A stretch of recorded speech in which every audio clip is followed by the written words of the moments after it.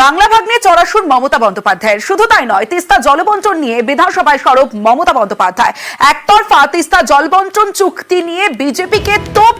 সিকিমে বাঁধের কারণে তিস্তায় জল নেই, তিস্তার জল দিলে বাংলায় খাবার জলের সংকট হবে। উত্তরবঙ্গের স্বার্থে তিস্তার জল দেওয়া অসম্ভব সাফ জানালেন মমতা বন্দ্যোপাধ্যায়। 14টি হাইডেল পাওয়ার প্রজেক্ট নিয়ে প্রতিবাদ হয়নি কেন প্রশ্ন করেন মমতা বন্দ্যোপাধ্যায়।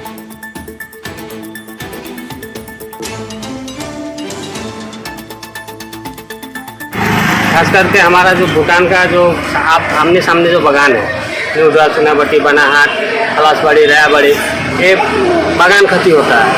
इसके बाद हमारा इलाका में पानी जम जाता है, ललितपुर जिला, जलपाईगुड़ी जिला में। কোনো কোনো ক্ষেত্রে মানুষের বুক জল, কোমর জল হয়ে যায়, ঘরের মধ্যে ঢুকে যায়, অস্বাস্থ্যকর একটা পরিবেশ তৈরি হয় এবং বহু মানুষ পরবর্তীকালে রোগাক্রান্ত হয়। অনেক সময় রাত জেগে থাকতে লাগে। নিম্ন আয়ের ব্যবসায়ী রয়েছে, তাদের ঘরে যখন জল ঢোকে তখন তাদের বিভিন্ন পণ্য বস্তু তারা সেগুলো ক্ষতিগ্রস্ত হয়, বিক্রয়যোগ্য থাকে না। তারা একটা বিভিন্ন আর্থিকভাবেও তার অনেকটা ব্যর্থ হচ্ছে। বিধানসভায় প্রতিনিধিদের দিল্লি গিয়ে দরবারের পরামর্শ দিয়েছেন মমতা বন্দ্যোপাধ্যায়। কেন্দ্রীয় সেচমন্ত্রীর সঙ্গে সাক্ষাতের পরামর্শ মুখ্যমন্ত্রী মমতা বন্দ্যোপাধ্যায়ের। ভুটানের নদীর জলে বিপর্যস্ত ডুয়ার্স, জলপাইগুড়ি আলিপুরদুয়ারে চরম ভোগান্তি। ভুটানে জল ঢাকার স্বীকৃতি ডাইনা রেতি।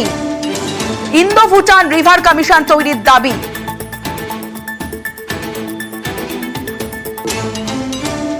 অন্যদিকে ভুটানের তোরসা, কালজানি, সংকোশ, রায়ডাক। ইন্দো ভুটান যৌথ নদী কমিশন নীতি আয়োগে নথিভুক্ত ইন্দো ভুটান যৌথ নদী কমিশন।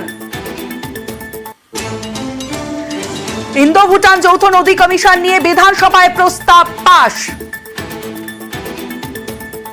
বিধানসভা থেকে প্রতিনিধি দল দিল্লি পাঠানোর প্রস্তাব মমতা বন্দ্যোপাধ্যায়ের। কেন্দ্রীয় সেচ মন্ত্রী, অর্থমন্ত্রীর সঙ্গে বৈঠকের প্রস্তাব। দাবি আদায়ে দলীয় সাংসদদের সরব হওয়ার নির্দেশ দিয়েছেন মমতা বন্দ্যোপাধ্যায়।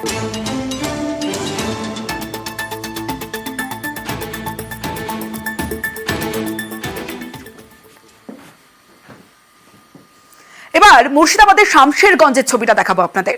দেখুন, শামশেরগঞ্জে শিবপুরে ফের ভাঙন, কিভাবে তলিয়ে যাচ্ছে 20টি বাড়ি, এভাবে জলের তলায় তলিয়ে গেছে, গঙ্গার গ্রাসে তলিয়ে গেছে শামশেরগঞ্জে। প্রতি বছর বর্ষা আসলে এই ছবিটা আমরা দেখি, তবে এই বছরও বাজেটে গঙ্গা ভাঙন নিয়ে, মুর্শিদাবাদের গঙ্গা ভাঙন নিয়ে সেই রকম কোনো প্রস্তাব না থাকায় স্থানীয় মানুষজন তারা বলছেন যে কোনো স্থায়ী সমাধান হোক, কারণ এভাবেই বর্ষা এলেই ভাঙন আতঙ্ক, ভাঙন রোধে কোনো পার্মানেন্ট সলিউশন চাইছেন সেখানকার মানুষজন।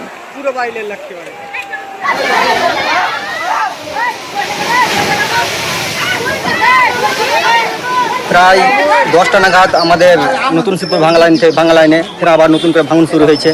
সেই ভাঙনে প্রায় 20টি বাড়ি তলিয়ে গেছে। এখনও অনেক বাড়ি সবাই আতঙ্কে রয়েছে। এখনও কারো বাসস্থানের ব্যবস্থা হয়নি।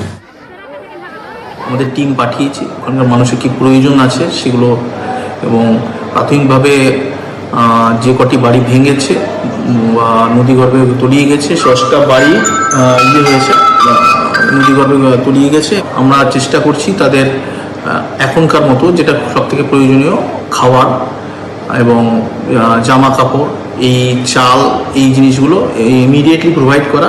থাকার জন্য এই মুহূর্তে আমরা আলোচনা চালাচ্ছি যে কাছাকাছি কোথাও একটা জায়গা স্থির করা, সেটা প্রধানকে দায়িত্ব দিয়েছি। প্রধান আমার সঙ্গে কথা বলবেন, বলার পরে সেই সব জায়গায় আমরা ব্যবস্থা করে দেবো।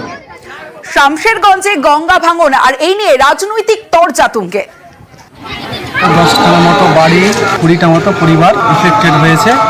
তারা এখন ঘর ছাড়া। এখন তাদেরকে কোথায় রাখা হলো যারা ভাঙন ইফেক্টেড? এখনো তাদেরকে রাখার ব্যবস্থা করতে পারেনি, এই জন্য যে যাদের ঘর বাড়ি ভেঙে গেছে তাদের কিছু সরঞ্জাম ছিল, তারা এখন সেগুলো অন্যত্রে নিয়ে যাওয়ার একটা ব্যবস্থা করছে। তারা এখন ছড়িয়ে ছিটিয়ে রয়েছে। আমরা এখানে যে শিবপুর প্রাইমারি স্কুল, সেখানে তাদের একটা খাওয়ার ব্যবস্থা, সেই ব্যবস্থাটা আমরা এখন অলরেডি শুরু করেছি। হাজার হাজার লক্ষ লক্ষ মানুষের ভিটি মাটি, বাগান সব কিছু জলে তলিয়ে যাচ্ছে। কিন্তু তৃণমূল এখানে বর্তমান শাসক দল, তারা অভিযোগ করছেন কি কেন্দ্র কিছু করছে না। দেখুন, কেন্দ্র তখনই করবে যখন যে এলাকার সমস্যা, অর্থাৎ সেই এলাকার এমএলএ এমপিরা যখন অভিযোগ করবে কেন্দ্রের কাছে। আর এখানকার এমএলএ এমপি তৃণমূলের অভিযোগ জানাচ্ছে না একদিকে, আর অন্যদিকে বলছে কেন্দ্র কিছু করছে না। রাজ্য সরকার বলে তো কিছু আছে। সেখানকার বিধায়ক দীর্ঘদিন তৃণমূলের, দীর্ঘদিন কংগ্রেস সিপিএম ছিল, তাহলে এত বড় সমস্যা এখনো পর্যন্ত কেন আছে? আজ ইমামবাড়া হাসপাতাল পরিদর্শনে যান তৃণমূল সাংসদ রচনা বন্দ্যোপাধ্যায়। হাসপাতালের বেহাল দশায় ক্ষুব্ধ রচনা বন্দ্যোপাধ্যায়। এত রোগী কেন মেঝেতে শুয়ে, প্রশ্ন করেন সুপারকে রচনা। যা প্রয়োজন সাংসদকে বলুন, ব্যবস্থা হবে আশ্বাস দিয়েছেন রচনা বন্দ্যোপাধ্যায়। হাসপাতাল পরিচ্ছন্ন রাখতে হবে নির্দেশ তৃণমূল সাংসদের।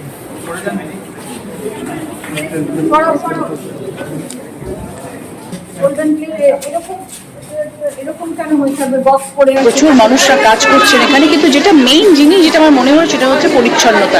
চেষ্টা করছি, আমরা সবাই মিলে দেখা করছি, দেখছি, কথা বলছি, এবং এই পরিকাঠামোটাকে আরো সুন্দর করে তোলার জন্য যা যা করা দরকার সেটা নিয়ে আমাদের আলোচনা করতে হবে। সব থেকে বড় কথা হচ্ছে পরিষ্কার পরিচ্ছন্নতাটা। যেখানে ইচ্ছে পানের পিক ফেলে দিয়েছে, যেখানে ইচ্ছে কলার খোসা ফেলে রেখেছে, যেখানে ইচ্ছে প্যাকেট ফেলে রেখেছে। এটা নিজেদেরও অনেকটা সজাগ হতে হয়, মানুষকে অনেক সজাগ বেশি হতে হবে। যেখানে সেখানে আমরা নোংরা করবো না। এটা একটা হসপিটাল, এটাকে হসপিটালের মতন করে ট্রিট করা উচিত।